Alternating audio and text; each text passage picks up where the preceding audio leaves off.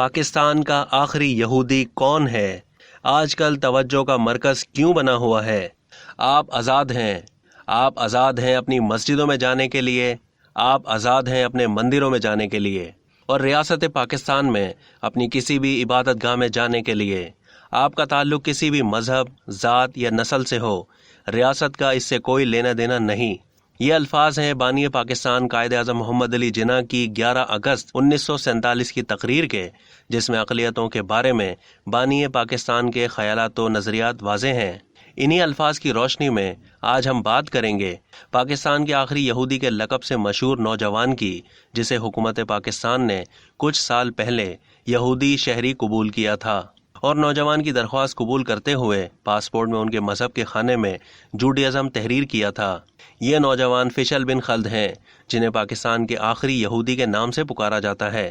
ابتدا میں انہیں بطور مسلمان فیصل خالد کے نام سے رجسٹرڈ کیا گیا تھا، تاہم کئی ماہ کی دفتری اور کاغذی کارروائی کے بعد پاکستانی حکام نے بطور یہودی رجسٹرڈ کیا۔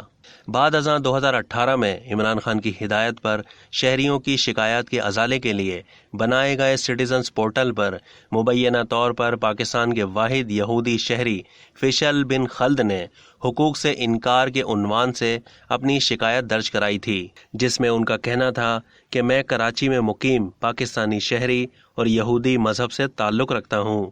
حکومت پاکستان سے درخواست ہے کہ مجھے پاکستانی پاسپورٹ پر اپریل 2019 میں 10 دن کے لیے اسرائیل جا کر مذہبی رسومات ادا کرنے کی اجازت دی جائے۔ یاد رہے کہ پاکستان کے پاسپورٹ پر یہ تحریر ہے کہ اس دستاویز پر اسرائیل کا سفر نہیں کیا جا سکتا۔ فیصل خالد اور فیصل سماجی ویب سائٹ ٹویٹر پر بھی متحرک ہیں اور اپنی شناخت جیو پاکستانی تحریر کی ہوئی ہے۔ نادرہ سے شناختی کارڈ میں درستگی کے بعد انہوں نے مقدس مقامات کی زیارت کے لیے یروشلم جانے کی خواہش کا اظہار کیا اور ٹویٹر پر حکام کو مدد کے لیے بھی لکھتے رہے۔ حال ہی میں پاکستانیوں کے ایک وفد نے اسرائیل کا دورہ کیا، جس میں پاکستان کے پہلے یہودی شہری فیصل بن خلد بھی شامل تھے۔ فیصل بن خلد کو اسرائیل میں پہلی بار داخلے کی اجازت دی گئی۔ انہوں نے اپنے حالیہ دورہ اسرائیل کے دوران لی گئی سیلفیز اپنے ٹویٹر اکاؤنٹ کی زینت بھی بنائی۔ اب تک کے لیے اتنا ہی۔ مزید معلومات کے لیے ڈیلی جنگ کے یوٹیوب چینل کو سبسکرائب کرنا نہ بھولیے اور فیس بک کے پیج کو بھی لائک کرنا نہ بھولیے۔